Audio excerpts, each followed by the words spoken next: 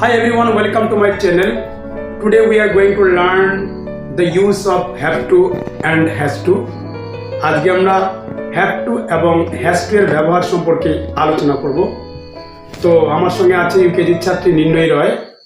এই নির্ণয়ী রয়ের মুখ থেকেই আমরা have to এবং has to এর ব্যবহার জানব। তো প্রথমে আমি নির্ণয়ীকে জিজ্ঞেস করছি, আমাকে খেতে হবে ইংরেজিতে কি হবে? I have to eat. আমাকে পড়তে হবে? I have to read. আমাকে এখন পড়তে হবে? I have to read now. Okay, good. আমাকে একটি কলম কিনতে হবে? I have to buy a pen. Okay, I have to buy a pen. আমাকে বই পড়তে হবে? I have to read a book. তোমাকে রান্না করতে হবে?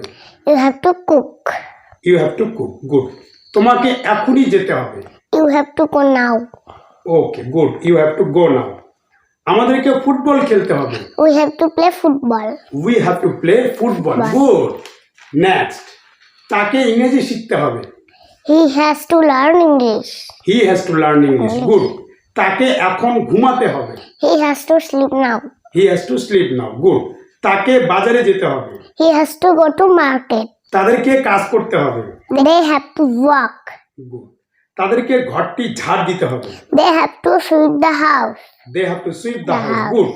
তাদেরকে আমাদের বাড়ি আসতে হবে? They have to come to our house. They have to come to our house, good. Thank you. Thank you for watching my video.